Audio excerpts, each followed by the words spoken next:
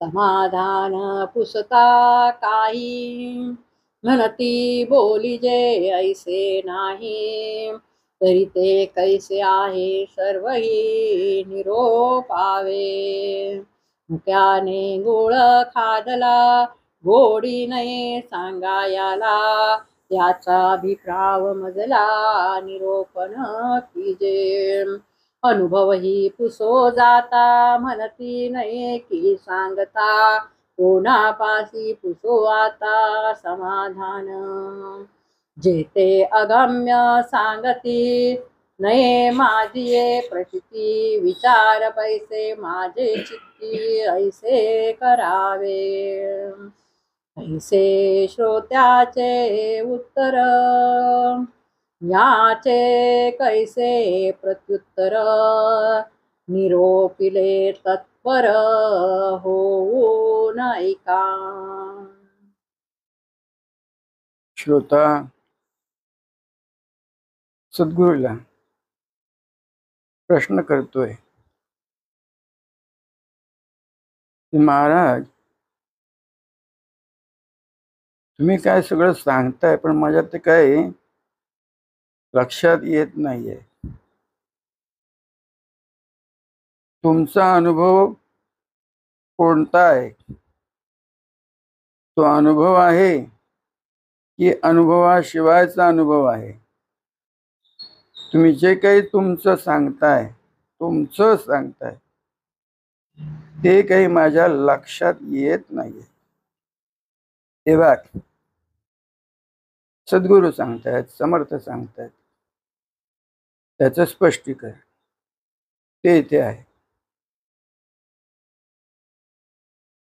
हा दशक 6वा आहे, समास 10वा आहे आणि समासाचं नाव आहे अनिर्वाच्य.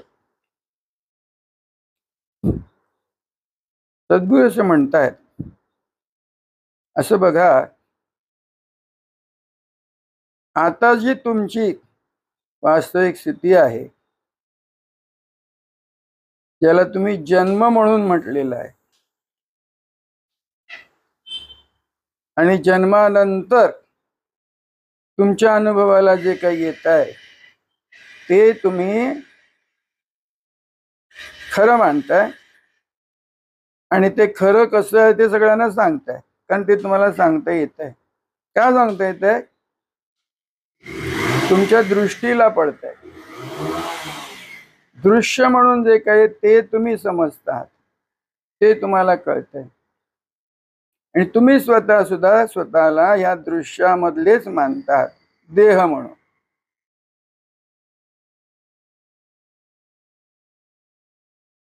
पण जन्माला जो आलेला आहे तो देह आहे, आणि माझं तुम्हाला जे सांगणं आहे ते तुम्ही देह नाही जन्माला आलेले, तर तुम्ही अजन्मा आहात. जन्म तुमचा झालेला नाही असं मला तुम्हाला सांगायचं, आणि हे तुम्हाला तुमच्या लक्षात आणून द्यायचं आहे. तुमचा जन्म झालेलाच नाही असे तुम्ही आहात. आता तुमच्या अनुभवामध्ये एखाद्या गोष्टीचा तुम्ही अनुभव घेतला, उदाहरणार्थ गुळ खाल्ला, त्याची काय गोडी आहे, त्याची काय मजा आहे, त्याचा काय आनंद आहे, तो तुम्हाला कळतो, समजतो, आणि तो आनंद तुम्ही एक दुसऱ्याला सांगू शकताय. बरोबर आहे ना? तर तिथे तुम्ही उपयोग कशाचा करताय? शब्दाचा, अक्षरांचा, शब्दांचा उपयोग करताय. आणि असं आहे, आता जो गोड खाल्ला तो गोड आहे, उसासारखा गोड आहे, काही सांगतात. जे जे गोड खाल्लेलं आहे आणि ती गोडी सांगता येते त्याच्यासारखी ती गोडी आहे असं तुम्ही सांगताय ना. पण ज्याचा जन्मच झालेला नाही तो बोलू शकतो का? ज्याचा जन्म झालेलाच नाहीये असा जो आहे तो बोलू शकतो का? मग त्याला आपली गोडी, आपल्या अनुभवाची गोडी कशी सांगता येणार? जे जे काही आहे त्याचं म्हणून, त्याचं असणं, त्याचं त्याला समजणं, त्याचं त्याला ज्ञान असणं, ज्याचा जन्म झालेला नाही तो कसं सांगणार? आता जो जन्म झाला नाही, ज्याचा जन्म झाला तो बोलतोय, ज्याचा जन्म झालाच नाही तो मुका आहे. मग मुक्याने गुळ खाल्ला तर तो गुळ खाल्ल्याचा अनुभव कसा सांगेल? त्याचा अनुभव त्याच्याकडेच. त्याचा जो काही अनुभव, गुळ खाण्याचा सोडा, त्याचा म्हणून जो काही अनुभव आहे त्याला, ज्याचा त्याला, तो सांगता येण्यासारखा नाही. म्हणून त्याचं जे समाधान आहे, त्याचा जो आनंद आहे, तो कसा आहे? वाचे बोलता नये, शब्दबद्ध नाही त्याचा अनुभव, असं ते आहे. हे आधी पहिली पायरी समजून घेण्याची ही आहे. तर अजन्मा जो आहे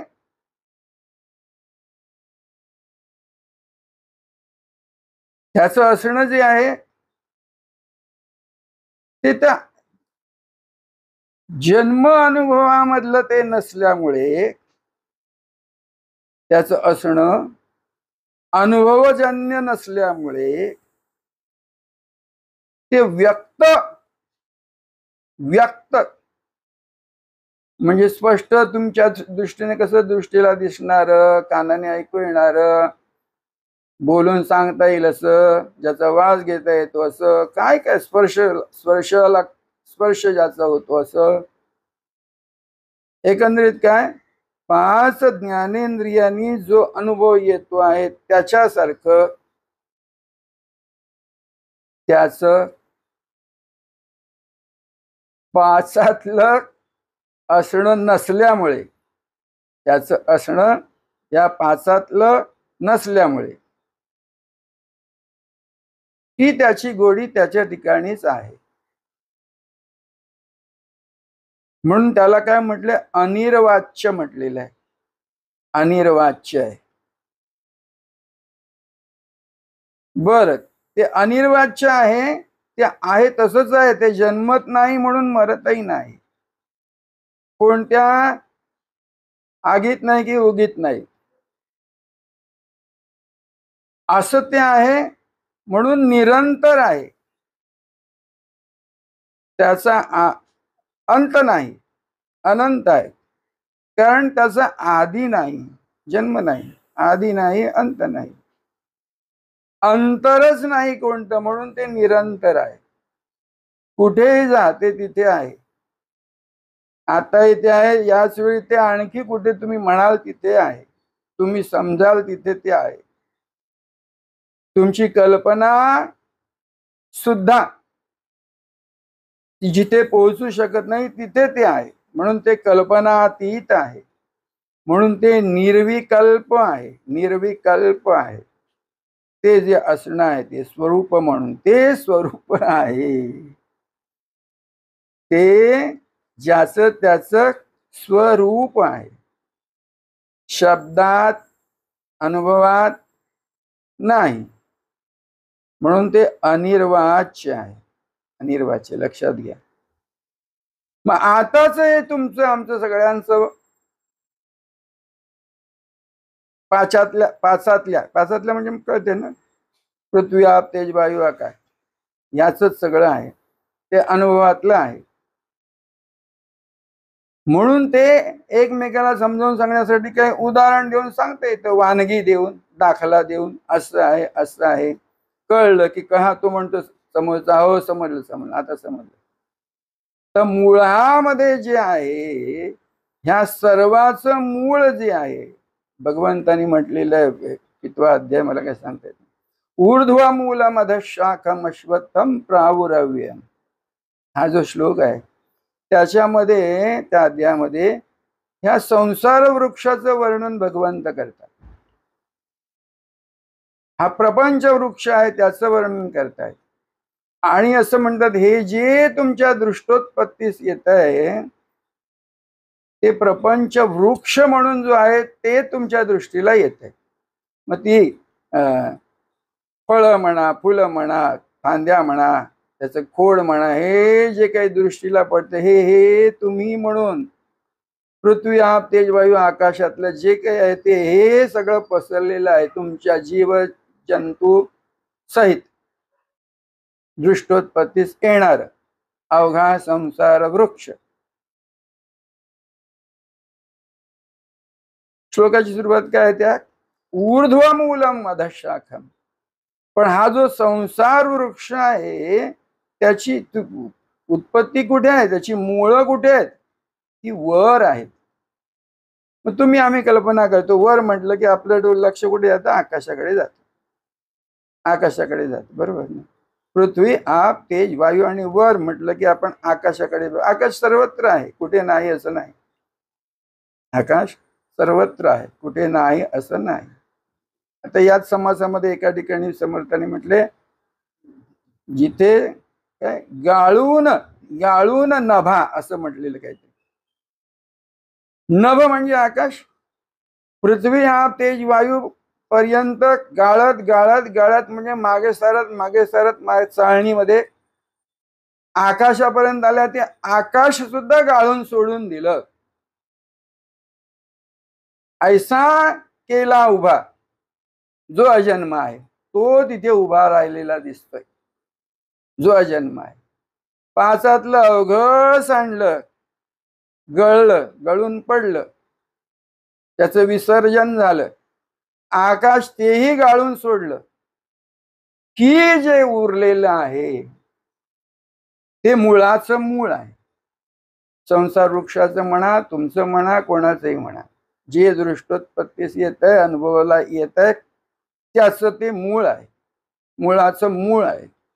तिथे गाळून काय ते आकाश सुद्धा गाळून टाकलं की मग तुम्हाला मुळाचं मूळ काय आहे ते लक्षात येते. मुळाचं मूळ म्हणून जे आहे ते लक्षात येते. आणि ते तुमचं असणं आहे, प्रत्येकाचं असणं आहे, जीवजंतूचं असणं आहे, या संसारातल्या ज्या काही गोष्टी आहेत त्यांचं असणं ते आहे. आणि त्यांचं असणं जिथून सुरू झालंय मुळाचं मूळ आधी तुम्ही होते और नाही होईजे. मुळामध्ये जे आहे त्याच्या पलीकडे काही नाही, ते मुळाचं मूळ. ते काय आहे, कसं आहे दिसत नाही म्हणून सांगता येत नाही, अनुभवात येत नाही. तो अनुभव मुख्याने गुळ खाऊन काय सांगणार, तो तसं सांगता येत नाही, वाचे बोलता नाहीये. म्हणून तो कसं अनिर्वाच्य आहे, उदाहरण देता येत नाही. म्हणून काय म्हणतात त्याला सॅम्पल. आमचे महाराज म्हणतात सॅम्पल नाही सांगता. सॅम्पल त्याचं कसं आहे ते सॅम्पल म्हणजे दाखला देता येत नाही, नमुना काय आहे ते सांगता येत नाही. म्हणून ते कसं आहे माहिती, निर्वाण म्हटलेलं आहे त्याला. त्याला निर्वाण आहे, अनिर्वाच्य आहे आणि निर्वाण. वाण नाही त्याला, म्हणजे सॅम्पल नाही, उदाहरण नाही त्याच्यासारखं दुसरं. तर आम्ही जेव्हा महाराजांना पाहिलं तेव्हा आमच्या समोर आम्ही पाहायचो आणि महाराज असे असे आता तुम्ही फोटोमध्ये चित्रामध्ये दिसतात तसे आम्ही मानत होतो. पण आजचा हा पवित्र परम पवित्र दिवस आहे, अदुःख नवमी. आता बघा जे ते अनिर्वाच्य जे आहे, जे निर्वाण जे आहे ना ते अदुःख आहे, सुखाचं सुख आहे, महासुख आहे, चिरंतन सुख आहे. नवमी मी म्हणून जे काही सांगता येतं ते या पाचातलं आहे. पण महाराज तत्व काय आहे, निसर्गदत्त तत्व काय आहे, तिथे नव्हे मी अशी अवस्था आहे, मी नाही. बघा तुम्ही आम्ही मीला धरलेलं असल्यामुळे तिथे अहंकृती आहे, अहंकार सोडा अहम भावही आहे तिथे. पण तिथे तो अहम म्हणून काही भाव नाही असा त्याचा स्वभाव आहे. जे निर्वाण आहे, जे अनिर्वाच्य आहे, जे निसर्गदत्त आहे. आजचा तो परम पवित्र दिवस आहे अदुःख नवमीचा. दृष्टीला पडणारं महाराजांचं रूप, मुळाचं मूळ जे आहे ते अनिर्वाच्य म्हणून सामावलं गेलं. जे मुळात अनिर्वाच्य आहे तिथे सामावलं गेलं. महाराज तत्व निर्वाण झाला. आपण म्हणतो महानिर्वाण शब्द वापरतो पण काही. तो हा दिवस आहे अदुःख नवमीचा, श्री गुरु स्मरणाचा, महाराजांच्या पवित्र स्मरणाचा. आपलं स्मरण आपल्याला जिथे होत आहे तिथे ते महाराज स्मरण आहे. तुम्ही कोणीही असा, तुम्हाला आपण असल्याचं जिथे जाणवताय, कळताय, बघा, जरी अनुभवात येत नाही, अनिर्वाच्य आहे, काही आहे, निर्वाण आहे, परंतु तुमचं असणं तुम्हाला कळतंय. मग तुमचं असणं तुम्हाला जे कळतंय ते परब्रह्माचं निसर्गदत्त स्मरण आहे, ही खात्री पाहिजे. आणि ते स्मरण सतत जागतं ठेवा. मग ते नामस्मरणाने असो, भजनाने असो, ज्ञानाने असो, जे ते ज्ञानच आहे, ज्ञानच आहे. त्याचं मूळ विज्ञान असेल, ज्ञानाचं मूळ विज्ञान आहे. जिथे ज्ञानही थांबतं ते, म्हणून त्याला ज्ञान विज्ञान म्हटलेलं आहे. ज्ञान विज्ञान योगेश्वर. प्रत्येक सद्गुरु स्वरूप ज्ञान विज्ञान योगेश्वर असं जरी अनिर्वाच्य आहे, निर्वाण आहे, तरी सुद्धा असं लक्षात घ्या. अलक्ष्य जरी आहे तरी ते लक्षात असं घ्यायचंय, ते आपलं स्वरूप आहे. ते माझं म्हणून, हक्काचं म्हणून, निसर्गदत्त असं निजांग म्हणून स्वरूप आहे, असं लक्षात घ्या. जय गुरु. राजाधिराज सद्गुरुनाथ निसर्गदत्त महाराज की जय. राजाधिराज सद्गुरुनाथ सिद्धरामेश्वर महाराज की जय. राम विद्यावंतांचा पूर्वजो, मताननो एक दुजो, त्रिनयन चतुर्भुजो, परशपाणी राजाधिराज सद्गुरुनाथ निसर्गदत्त महाराज. राजाधिराज सद्गुरुनाथ सिद्धरामेश्वर महाराज की जय.